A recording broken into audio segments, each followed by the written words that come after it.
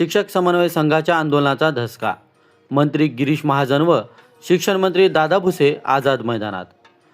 आश्वासनाची आठवण करून दिल्यानंतर मंत्र्यांनी घेतली आंदोलकांची भेट. मुख्यमंत्री फडणवीसांसोबत चर्चा करून मार्ग काढण्याचे दिले आश्वासन. राज्यातील शिक्षक समन्वय संघाच्या वतीने आझाद मैदानावर सुरू असलेल्या आंदोलनाचा धसका घेत अखेर शासनाला हालचाल करावी लागली आहे. आंदोलनाच्या 11व्या दिवशी संकटमोचक मंत्री गिरीश महाजन आणि राज्याचे शिक्षण मंत्री दादाजी भुसे यांनी आझाद मैदानावर धाव घेत आंदोलक शिक्षकांशी थेट संवाद साधला. यावेळी आमदार मंगेश चव्हाण आणि आमदार मनीषा कालिंदे हे देखील उपस्थित होते. आश्वासनाची पुन्हा एकदा आठवण. गेल्या वर्षी सरकारने शिक्षकांच्या मागण्याबाबत सकारात्मक निर्णय घेण्याचे आश्वासन दिले होते. मात्र मागण्या अद्याप प्रलंबित असल्याने शिक्षकांमध्ये संतापाचे वातावरण आहे.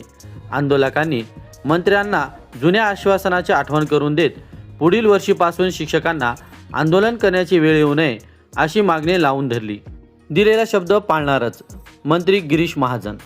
शिक्षकांच्या आक्रमक भूमिकेची दखल घेत मंत्री गिरीश महाजन यांनी आंदोलकांना आश्वस्त केले. ते म्हणाले की आम्ही तुम्हाला दिलेला शब्द पाळण्यास कटिबद्ध आहोत. या विषयावर उद्याच मुख्यमंत्री देवेंद्र फडणवीस यांच्याशी चर्चा करून मार्ग काढला जाईल. याच अधिवेशनात बैठक घेऊन प्रश्न निकाली काढण्याचे आमचे प्रयत्न आहेत. आम्ही देण्याचे ठरवले आहे. त्यामुळे शिक्षकांनी निश्चिंत राहावे. 7 आणि 8 तारखेला मोठ्या संख्येने उपस्थित राहण्याचे आवाहन.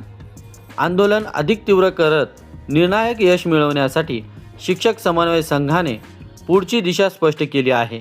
समन्वयक खंडेराव जगदाळे यांनी राज्यातील सर्व शिक्षकांना आवाहन केले आहे की आपल्या मागण्या पूर्णत्वास नेण्यासाठी येत्या 7 आणि 8 तारखेला शाळा बंद ठेवून जास्तीत जास्त संख्येने आझाद मैदानावर दाखल व्हावे.